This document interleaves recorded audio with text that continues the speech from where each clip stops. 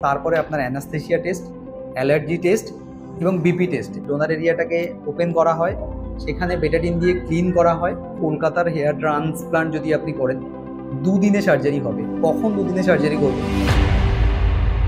নমস্কার, আমি মমতোষ। আর একটা নতুন ভিডিওতে আপনাদেরকে অনেক অনেক স্বাগত জানাচ্ছি। দেখুন, হেয়ার ট্রান্সপ্লান্ট আমি কলকাতা থেকে করেছি এবং প্রত্যেকটা মুহূর্তে আপনাদের জন্য স্পেশালি অনেক ভিডিও বানিয়েছি, যেখানে আমি দেখিয়েছি চুলের যদি আপনার সার্জারি করতে হয় তাহলে কত দিন পর্যন্ত এই সার্জারির পরে আপনাকে ঘরের মধ্যে থাকতে হবে। প্রথমত, আমি যখন এবার ক্লিনিকে ভিজিট করেছিলাম, পেশেন্টদের সঙ্গে কথা বলছিলাম, যারা আমার গৃহস্থতা আপনারা যারা আছেন তারাই আপনাকে প্রশ্ন করেছিলেন যে সার্জারি করিয়ে নেওয়ার পরে ঠিক কতদিন পর থেকে আমি আবারও ডিউটিতে জয়েন করতে পারবো। দেখুন, আমি আপনাদেরকে বলে রাখি, 7 দিন পরে হেড ওয়াশ হয়ে গেলে আপনি আবারও আপনার কাজে জয়েন করতে পারবেন। তবে এক্ষেত্রে সার্জিক্যাল ক্যাপ আপনাকে মিনিমাম যদি 15 দিন, মানে সার্জারির পরে আরও 15 দিন আপনি ব্যবহার করেন, সেক্ষেত্রে আপনার যে রেসিপেন্ট এরিয়া, ডোনার এরিয়া, যে জায়গাগুলোতে গ্রাফটগুলো ইমপ্লান্ট করা হচ্ছে সেই জায়গাগুলোতে যেন গ্যাপটা ফিল হতে তো সময় লাগে, ওইগুলো পূরণ হয়ে যাওয়ার জন্য সময় লাগে।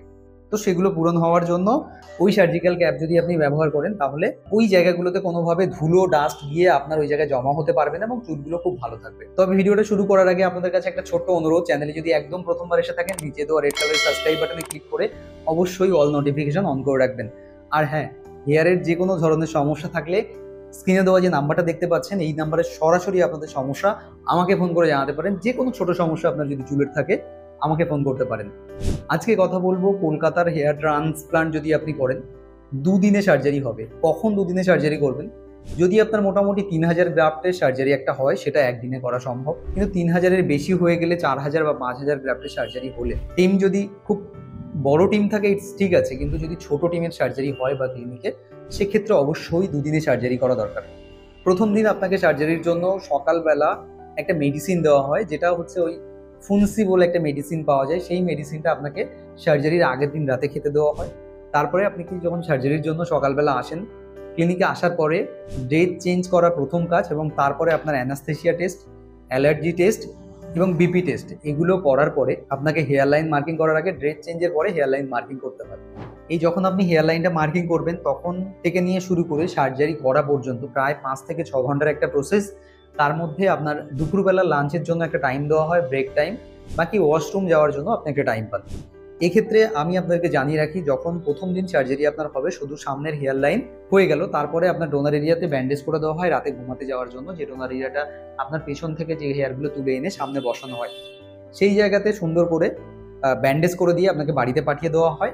তারপরের দিন যদি আপনার ধরুন 5000 গ্রাফটের সার্জারি, তাহলে 3000 গ্রাফট একদিনে খুব সুন্দর করে সার্জারি করা হলো। কোনো তাড়াতাড়ি কোনো সার্জারির কোনো ব্যাপার হলো না।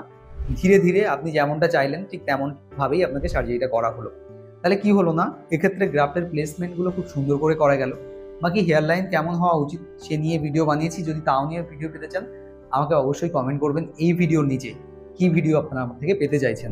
এই প্রথম দিনে সার্জারি হয়ে যাওয়ার পরে দ্বিতীয় দিন আবার যে পার্টটা শুরু হয়, সকালবেলা আপনি চলে এলেন। সবসময় বলা হয় বোতাম দেওয়া শার্ট পরে আসার জন্য। এর একটা কারণ আছে, যে আপনি গ্রাফগুলো যেগুলো মাথায় বসানো হলো, গেঞ্জি যখন উঁচু করবেন না, ডোনার এরিয়া এবং সামনের রেসিপেন্ট এরিয়া কোনোভাবে উঠে যেতে পারে।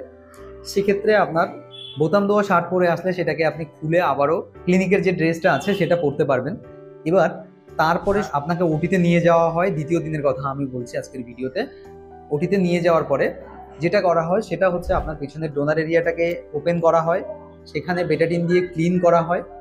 তারপরে আপনাকে বেডে শুবিয়ে দেওয়া হয়। তবে আপনার সামনে যেহেতু গ্রাফটের ইমপ্লান্ট করা আছে, তাই অনেকটা এগিয়ে শুবিয়ে দেওয়া হয়। শুধু কপালটুকুই এরকম বেডের ওপরে টাচ হবে, অন্য কোনো অংশের কোনো টাচ যেন এই রেসিপেন্ট এরিয়া যেখানে গ্রাফটগুলো বসানো হয়েছে সেখানে যেন কোনোভাবেই টাচ না হয়।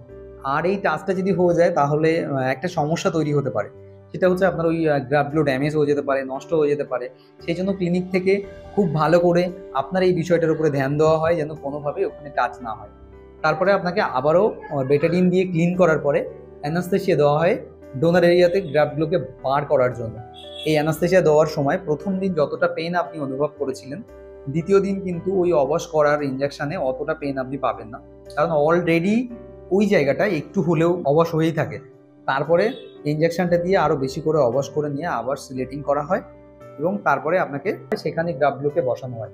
তাহলে দ্বিতীয় দিনের যে প্রসিডিওর আমি আপনাকে বললাম, যদি 3000 বা 3500-এর বেশি আপনার গ্রাফটের প্লেসমেন্ট হয়, সেটা কিন্তু 2 দিনে একটা সার্জারি করা অবশ্যই উচিত।